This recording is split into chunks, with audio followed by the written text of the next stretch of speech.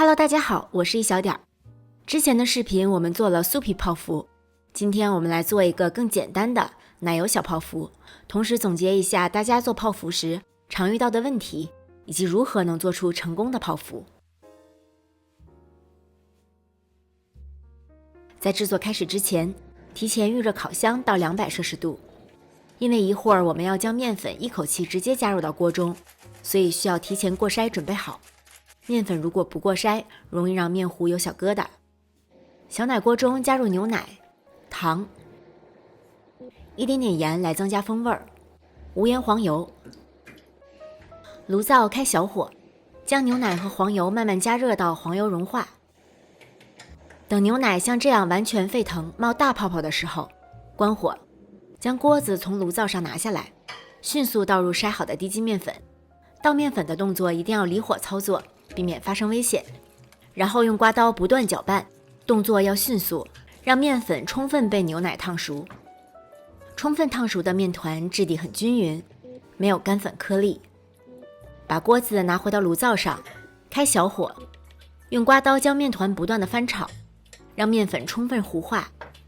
充分糊化的面粉才能吸收足够的蛋液，从而让泡芙膨胀。把面团不断拨散开来，把面团烫均匀，直到锅子底部结了一层白色的膜，就说明面团已经烫充分了。炒面的过程大概需要1分到1分半钟，新手操作不建议使用不粘锅，因为不粘锅是没有办法结这层膜的，就很难去判断面糊的状态。炒好的面团能够抱团，表面看上去也很细腻。把面团转移到小碗中，把它拨散开来，帮助它快速降温。这期间我们来打散2颗鸡蛋，鸡蛋最好要恢复室温，这样比较容易与面糊拌匀。做泡芙所需的鸡蛋液的量是不固定的，同时也受鸡蛋大小的影响，所以这里你可能用不完2颗鸡蛋，也可能因为鸡蛋比较小，需要用到第3颗鸡蛋。一会儿我们会根据面糊的状态来判断要加多少蛋液。当面团亮质摸上去还是温温的，但是不烫手的时候，就可以加蛋液了。如果面糊太热，会把蛋烫熟的。鸡蛋液少量多次的添加，每次加入之后，用刮刀拌至蛋液全部被吸收，面糊状态均匀，再加下一次蛋液。在拌匀的过程中，我们需要时不时的把面糊提起来，看一下它的浓稠度。像现在这种一坨的状态就太稠了。继续来加蛋液，越到后面鸡蛋液越要少量的添加，这样才方便掌握面糊的状态，避免一下加多了无法弥补。现在我们提起刮刀，在刮刀上的面糊会呈现这样一个倒三角形，并且它的边缘是比较光滑的，长度在4厘米左右。这样的面糊状态就是刚刚好了，不需要再继续加蛋液了。挤小泡芙，我们可以用这种大口径的8齿花嘴，也可以用这种圆口径的裱花嘴，开口直径在8毫米左右就可以。把裱花嘴装入到裱花袋中，装入面糊。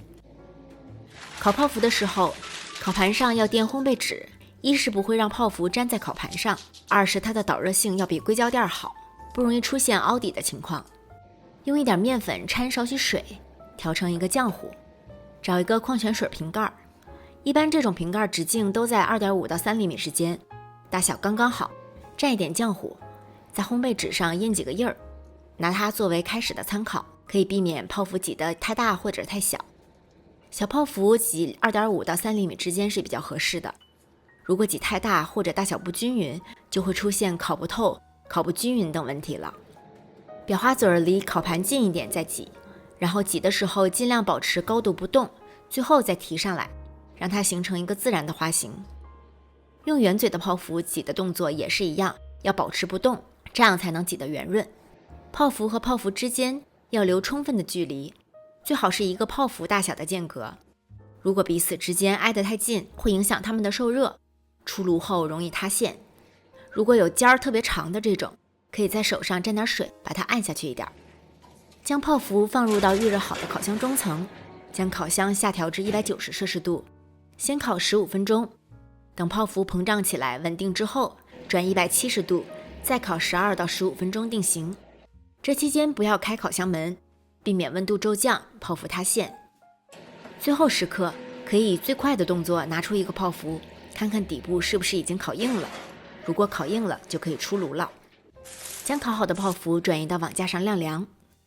晾凉的过程中，我们可以来打发奶油馅儿，但奶油要用刚从冰箱里拿出来的，加入细砂糖或者糖粉都可以。用打蛋器中高速打发，如果室温比较高，可以把盆坐在冰块上，这样更容易打发。当奶油开始变浓稠，出现纹路以后，转为中低速打发，避免将奶油打过头，打到奶油纹路不会消失，刚刚达到没有流动性的状态就可以了。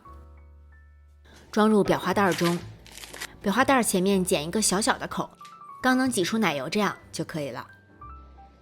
用筷子在泡芙底部戳一个洞，将奶油打进去。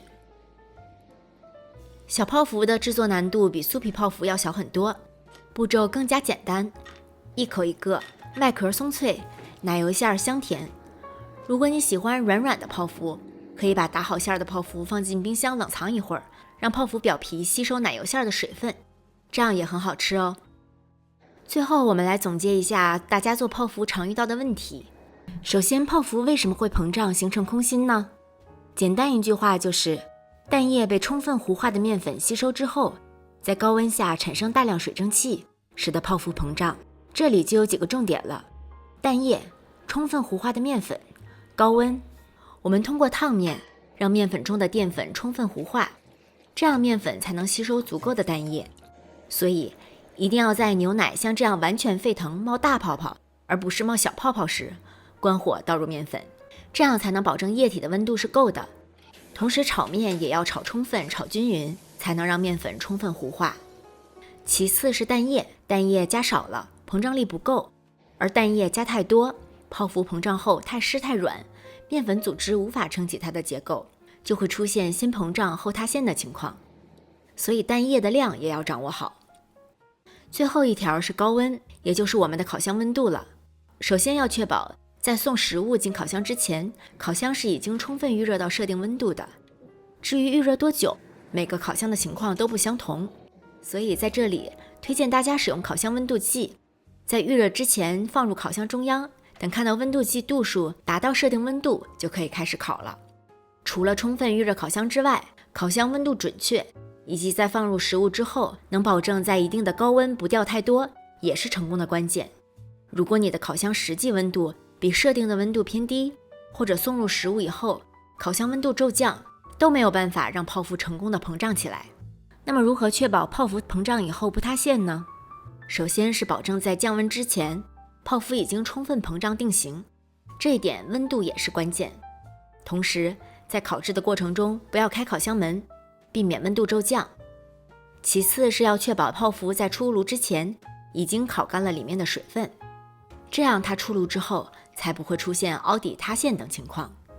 了解了泡芙膨胀和定型的原理，相信你也能烤出成功的泡芙啦。谢谢大家的收看，我是一小点儿，我们下期再见。